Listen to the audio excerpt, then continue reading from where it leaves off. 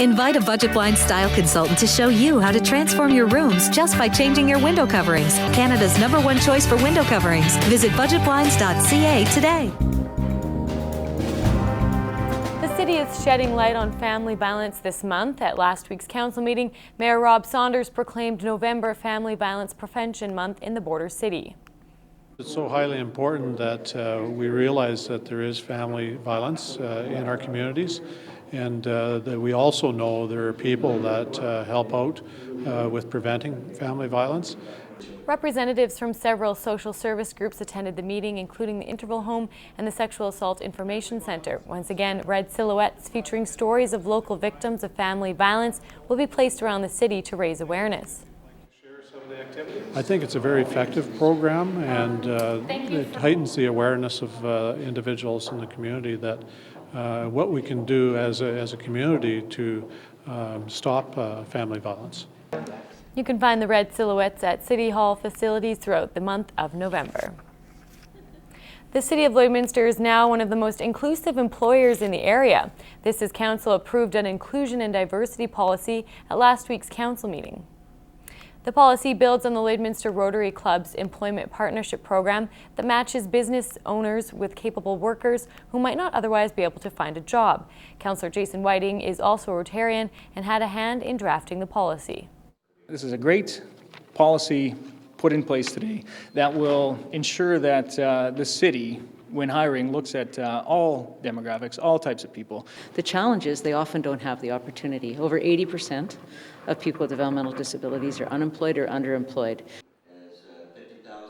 Acton says the inclusion and diversity policy is a step towards hiring employees with a variety of ethnic backgrounds as well as those with developmental disabilities. Fabulous that we're going to have a city that honors and respects the contributions of all its citizens and is going to work towards having a workforce that's reflective of the people it serves. The Rotary Club's employment partnership program has been around for 10 years and city councillors say they're excited for the change. Well, for the past 25 years, residents in the rural area surrounding Lloydminster have counted on the Britannia Wilton Fire Department to help them when they need it most. However, that wasn't always the case. In this week's Retrospect, Jeremy Thompson takes us back to when the department was just getting started.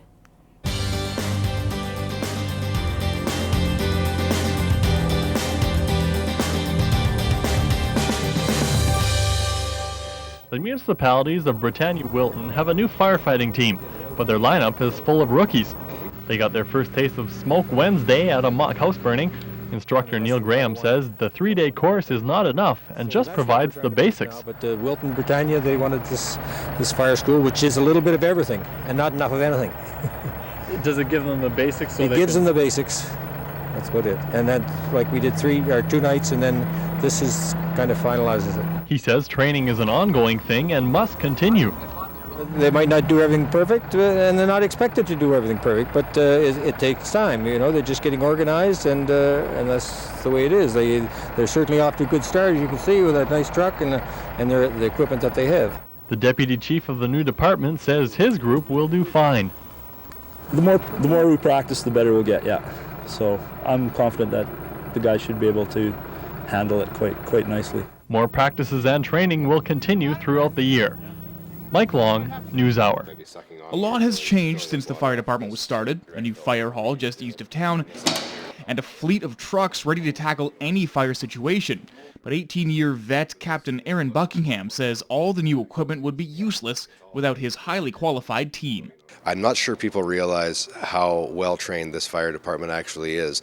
In Saskatchewan, I'd be on a limb kind of to say that we're probably one of the best trained rural fire departments in the province, and we're very lucky. That's all for Retrospect this week. I'm Jeremy Thompson.